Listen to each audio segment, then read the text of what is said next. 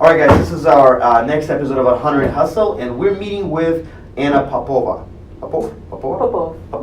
Yeah, of Interior by Popov. She's interior designer, right? Yes. Anna, nice to meet you. Nice to meet you. Could you tell us a little bit about yourself, where you come from, what's your background, and how did you end up in this business? Sure. I was born in Moldova. I moved to Israel when I was a teenager. My family relocated, and I grew up in Israel. Got married there, had my daughter there, finished my university there. In Israel? Yes, yes. And we decided to move to Canada in 2001, I think. Oh wow. Yeah, we moved to Canada, lived in Canada. In Canada, I pursued a second degree in interior design. Interior design? Yeah, yeah. So I became a designer in Canada. What's your first degree in? Business. Business. Yeah. That all comes very well. Yeah, it actually comes very handy. Yeah. So, and how did you end up in Seattle, and when? And then about 5 years ago, we decided we need a change, and we switched. We moved here for about 5 years ago. Yeah. Oh wow. And I knew I was working actually in a corporate environment for all those So years you were in working Canada. for somebody? For somebody, yeah. So this is your business, your business, right? That's correct, yeah. So I decided, when we decided that we are going to move, I decided that when I am moving, I am going to pursue a business of my own. Because I said, if I'm not going to give it a try, I'm pretty sure I'm going to be sorry by the end. Exactly. You're going to have regrets. Gonna look back, yeah. No regrets. That's right. Exactly. Yeah. So, and you started this business when? We are on our third year. Third year. Yeah. Great. Congrats. Yeah. Thank you. And it looks like you just moved to this new location, new office, very beautiful. That's right. You know. Yes. And you have some employees. Yes, we were operating out of my garage. Office. No, not the garage. No. Oh, you didn't go the Apple route. No, we were in. Well, we are designers. You know. Yeah. So we were in my home office, and I have 3 wonderful girls who work with us, with me, and we are actually in the midst of hiring another employee, and I could not fit another person in my house, so that kind of forced us. That's why you needed to have an office, right? Yes, to move, and we moved end of November into this office. Yes. Excellent. So let me ask you something about the designer. What I know about designer, I mean, not a designer guy. I still real estate for a living, but what's the difference between interior decorator and interior designer? You're a designer. Yeah. Well, interior designers do a little bit of decorating as well. And there is a common misperception actually, is that the designer is involved with furniture, colors, accents, things like that, which we definitely are. That's about 20% of my job. What's 80% of your job? Construction, documentation, building codes, building systems. So it's actually way deeper involvement than most of people think, because most of people think interior designer is going to be like somebody coming in, I'm going to pick those wall colors. That's correct. And it's not what you do. The industry right now actually is very actively fighting for renaming the profession to interior architecture. Oh, wow. But that's probably still far away. But yes, so the main difference is decorator can decorate the existing space. Designer can design that space and decorate it. Anna, you started the business 3 years ago. Pretty much, you moved to town by yourself. Well, with your family. Yes. Did you know a lot of people in the area? We have a few friends. Okay, but obviously the logical question comes up: if somebody's moving from totally different area to brand new, where you don't know anybody, how can you start a business and actually run it and be successful? You have to believe that whatever you are offering is good. So as long as you believe in your product, my services, stand by your product. What we offer is exceptional. There is not a lot of competition in the market right now for what we offer. We offer a very unique perspective on design. We approach my European background and European upbringing puts me in a situation where I see things from an European perspective, but I lived, I don't know if most of my life, but a big chunk of my life in North America. So I'm often saying that I bring an European perspective into North American home. And there are some designers that do that. Those designers serve only ultra luxury market, but on a market that is medium to high end, there is not a lot of competition. Got it, got it. So obviously, if somebody wants to move to the area, new, and obviously, as long as you stand by your product, as long as you stand by your service, and it's truly exceptional, the market will speak for itself pretty much. Well, you have to move. You have to do something about it. You got to execute. You have to execute. You have to. I'm always bringing up an analogy because in the beginning there was not much. I think my first year in business was $8,000 income. That's Sorry, it? not income, sales. Oh wow. Yes. Wow. So, and it's fine. It's like seeds. You plant a seed and you wait until it comes up. You continue to water it, because if you don't water it, it's not going to come up. So obviously, first year you made 8,000 in the business as a sales, gross sales, and obviously you doing way better now, considered financially, because you're actually able to hire 3 more people on your payroll, plus rent an office and hiring another person right now. So that's pretty good scale in my opinion. So good job on this. Thank you. Yeah. How do you find your clients? Who's your ideal client? It's 2 different questions actually. So Yeah, I'll answer first. The 90% of our business is repeat or referral clientele. Okay. How do I find my clients? We have an active social media presence. We have an active presence on house.com, and that brings a portion of the clientele as well. Great, great. So is your a typical client a builder or a retail customer who wants to change a couple walls in the house and totally remodel or build a brand new house? How does it work? It actually doesn't matter whether it's a builder or it's a homeowner or the end user. It doesn't matter. What matters for us is that the client that comes to us is looking for a creative solution that concentrates on function and doesn't give up on aesthetics. Interesting, interesting. So do you use any kind of technology in your business? Because I know everybody's using technology right now. Yes. How technology actually helps you scale? Yeah. So other than obviously the Office suite and emails and things like that, we use drafting software. We use AutoCAD, SketchUp, Podium for renderings, and for business side, we actually are utilizing a system that's called Ivy Mark that allows us to run the business, manage the projects. Project management, basically. Exactly. So a lot of your business pretty much comes down to project management tasks. Like you have to coordinate with contractors, you have to coordinate with vendors, with suppliers, right?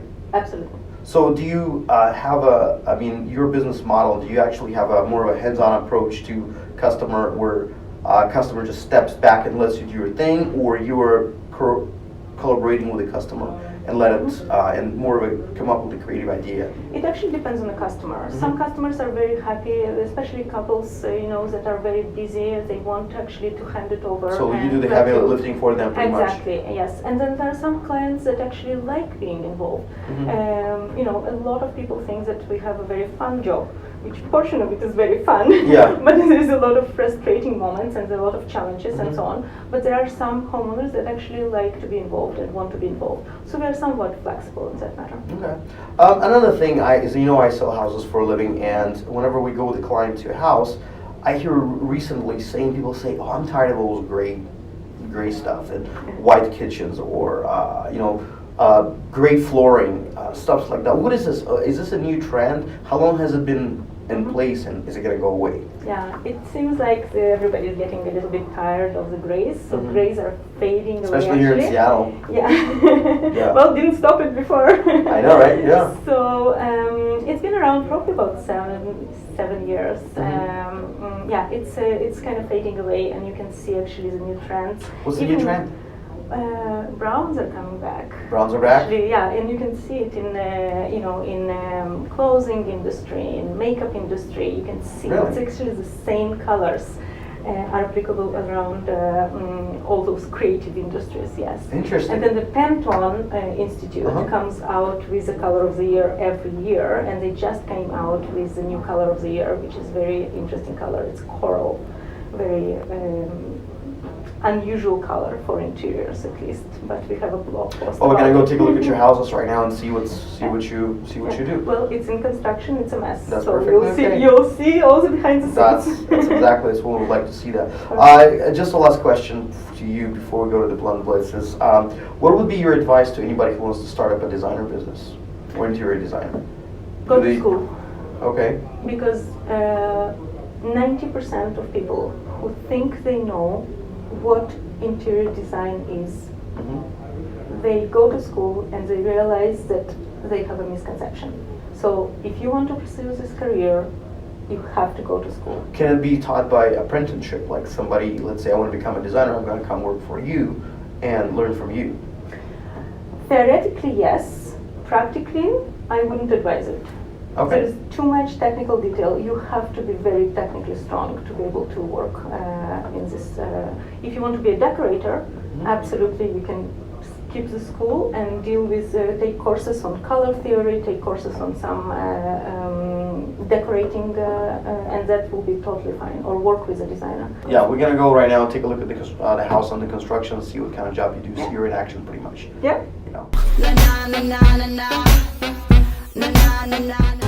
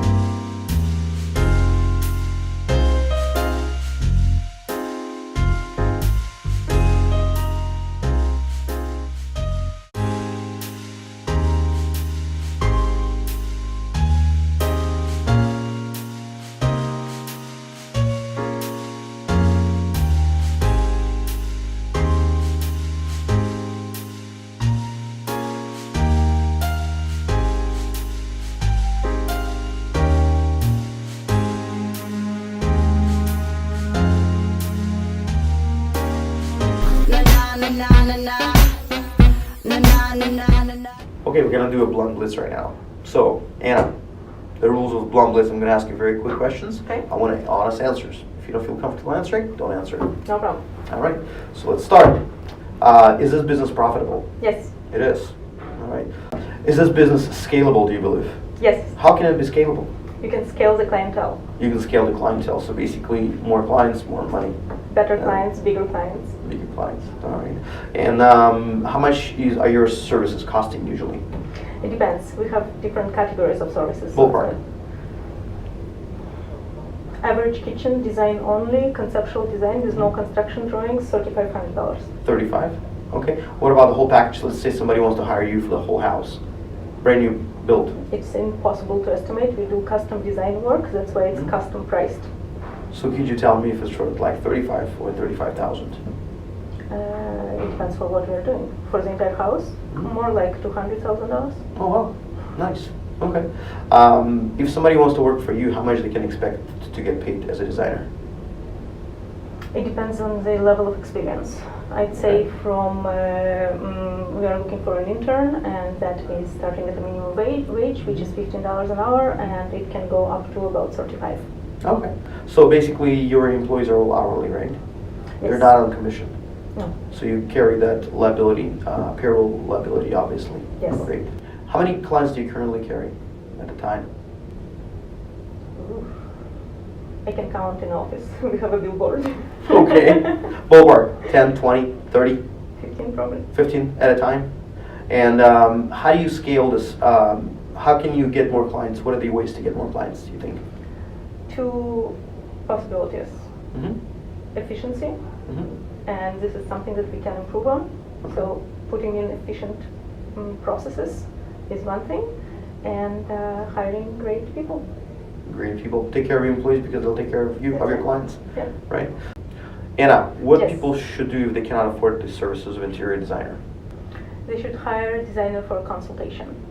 We provide an on-site consultation service. It is $350 for up to 2 hours appointment. Uh-huh. I personally would come in, not my junior designers, but I personally would come in and I would give you ideas of what to do in the house so you can Excellent. execute on your own.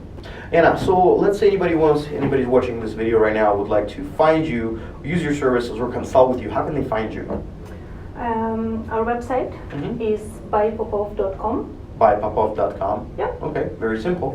Yes. All right. Our company name is Interiors by Popov. Mm-hmm. We have Instagram, we have Facebook, we have social media. Twitter? No, actually. No Twitter? I stopped there. Oh, come on. Twitter should take notice of that. Yes, maybe. We'll consider. Yeah. And we run a blog actually, and there is also a very popular platform called house.com. Mm-hmm. That's everything to do with design, and we have a very big presence on house.com as well. Excellent, excellent. Where do you think your most clientele come from? From which platforms? Word of mouth. That's the best. Exactly. Yes. Yeah, create the community that's gonna be the raving fans. Yes. Yes. And this is actually our 8th episode of 100 Hustle. This is the end of season 1, and we're moving to season 2, guys. Stay tuned. Na na na na na na na na na na na.